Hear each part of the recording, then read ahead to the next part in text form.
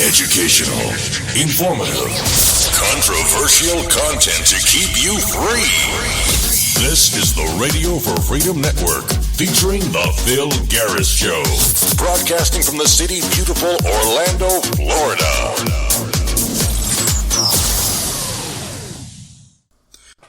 Hey, welcome to the Phil Garris Show. Today I found out some disturbing news about the Libertarian Party of Florida. It seems like a representative for the Libertarian Party of Florida is seeking donations to block protesters at the Libertarian Party of Florida's convention on May 5th. Why would the Libertarian Party be trying to block somebody's fundamental right to protest? Hang on to your handlebars and tighten your seatbelt, and we're going to get going right now. The Phil Garris Show is only possible with listener support from you. Join us in our fight against the tyrant in the White House and restore America. With a small donation, you will receive a pocket constitution. Go to radioforfreedom.com today. Hey, welcome back to the show. Today we're talking about the Libertarian Party of Florida and why would they want to block a fundamental right of people to protest. I came across a website called You Caring, and on this website I found a fundraising page. It looks like it was put up by a regional representative of the Libertarian Party of Florida, Ryan Ramsey. And on this page, they're asking for donations. And the donations are to hire an off-duty police officer. I'll read directly from the webpage as to what this off-duty police officer's duties will be. According to the webpage, quote, "The officer will be on the convention floor and or outside the business meeting to ensure that in the event protesters do show up, they do not make it in to disturb the business meeting." Unquote. What's disturbing about this is that what we all learned in grade school is that people have a fundamental right to protest in the United States, guaranteed by our Constitution. And when you go to the Libertarian Party of Florida's webpage, it's all about constitutional rights. I am troubled that an officer for the Libertarian Party of Florida would go so far as to try to block somebody's fundamental right to protest. You may not like what protesters have to say, but they have that right, and it's protected under the Constitution of the United States. I've felt for a long time that the Libertarian Party of Florida is way off track. As many of you know, I was an officer in the Libertarian Party of Florida. I was secretary of the Orange County chapter, and I was asked to do a SWOT analysis of the Libertarian Party of Florida.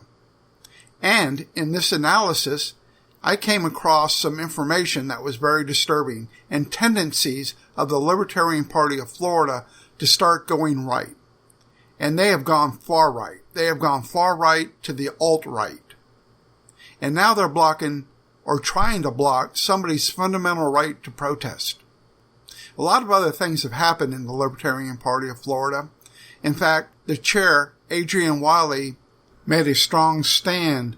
I'm going to read a quote, and this is from the Sunshine State News. Quote, "It has become clear that my attempts to defend the party from violent fascists is now perceived by many members to be more dangerous to the party than the threat itself." He goes on to say, quote, "Therefore I resign as chair of the Libertarian Party of Florida." According to the Libertarian Party of Florida's webpage, it claims to have new leadership. But I question this leadership, especially when they brandish tattoos of symbols of hatred and racism. And they seem to want to block people's right to protest. I don't think the leadership of the Libertarian Party of Florida exemplifies libertarian thought from American libertarian thinkers and European libertarian thinkers. I think the Libertarian Party of Florida has abandoned these concepts of the enlightened thinkers. Thinkers like John Locke, who is commonly known as the father of liberalism, Walt Whitman, Henry David Thoreau, Leo Tolstoy.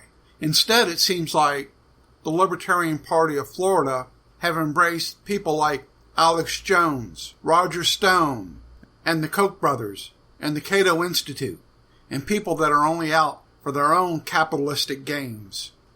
And the path that the Libertarian Party is going down would make these enlightened thinkers roll over in their graves.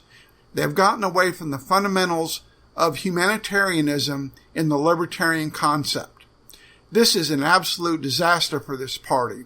In fact, a lot of people are referring to the Libertarian Party as an extension of the hate and the racism of the Republican Party. In fact, the Libertarian Party, I've been told, has been called Republican Light. This truly is a disturbing development in the Libertarian Party of Florida. Now, at their convention, they're trying to block people that had the fundamental right to protest against the Libertarian Party. I would like to share a personal story about this concept of protesting and why protesting is so important. When I was 13 years old, we lived in Washington, D.C., and my father was a colonel in the Air Force. Early one morning, my father was getting ready for work, and I told him about a news story I saw on TV. And I told my father that protesters were going to block Interstate 95 into Washington, D.C. And I said to my father, "Isn't that such a terrible thing? Something should be done about it." And he said, "No, son.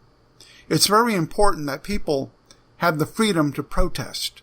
That is one of our basic premises of our freedom, is the right to assemble and protest. And that's why I wear this uniform." He also said the real danger is violating their freedoms under the Constitution of the United States. So what I would like to say to the Libertarian Party of Florida and to Ryan Ramsey is that the danger is not the protesters protesting and disrupting the Libertarian Convention. The danger is in you destroying their freedoms to protest. Without that, we're nothing but a dictatorship. Thank you for listening to the Phil Garrow Show, and have a good day.